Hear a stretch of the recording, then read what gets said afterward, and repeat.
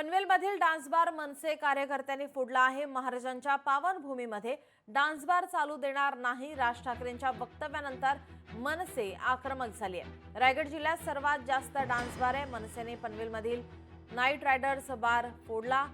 रायगड जिल्ह्यात सर्वात जास्त डान्स बार आहेत। महाराजांच्या पावनभूमीत आम्ही डान्स बार चालू देणार नाही असं वक्तव्य राज ठाकरेंनी पनवेलमधील शेकापच्या जाहीर सभेत केलं होतं। त्यानंतर आता मनसे कार्यकर्ते आक्रमक झालेत। पनवेलमधील डान्स बार त्यांनी फोडलाय। जोरदार घोषणाबाजी देत रात्री मनसेने बार फोडलाय। आपल्या प्रतिनिधी आकांक्षा देशमुख आपल्यासोबत फोनलाईनवरून जोडल्यात। आकांक्षा, काय अधिकची माहिती?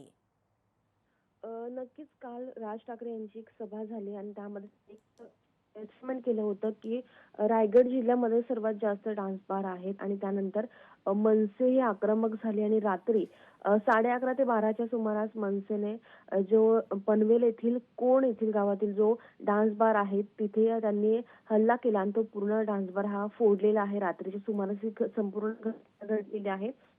सध्या पाहायला गेलं तर त्या ठिकाणची जी सुरक्षा व्यवस्था ही वाढवण्यात आलेली आहे, कोणतीही जीवितहानी होऊ नये यासाठी, आणि त्याचसोबत पोलीस यंत्रणा देखील सतर्क झालेली आहे। मात्र पाहायला गेलं तर राज ठाकरे यांच्या वक्तव्यानंतर आता मनसे आक्रमक झालेली आहे।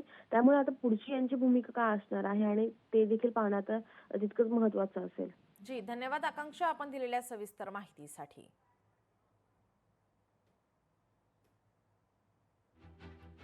पनवेलमधील मेळाव्यामध्ये राज ठाकरे नेमकं काय म्हणाले ते आपण पाहूयात। सर्वाधिक डान्स बार हे रायगड जिल्ह्यामध्ये बंद झाले होते ना हो। मग अनधिकृतरित्या एवढे डान्स बार हे सगळे रायगड जिल्ह्यामध्ये, तेही कोणाचे? तेही मराठी लोकांचे।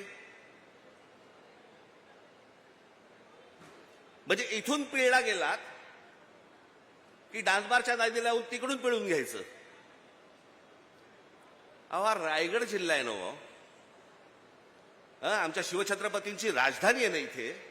म्हणजे कल्याणच्या सुभेदाराची खडा नारळाने ओटी भरून परत पाठवणी करणारा आमचा राजा, त्याची राजधानी इथे असताना त्या रायगडमध्ये डान्स बार सुरू आहेत। तुम्हाला पूर्ण भरकटवून टाकायचं, तुमचं मूळ विषयांकडे लक्षच नाही गेलं पाहिजे, वेगळेच विषय आणायचे। लोकशाही मराठी ऐका, पहा, जागरूक रहा।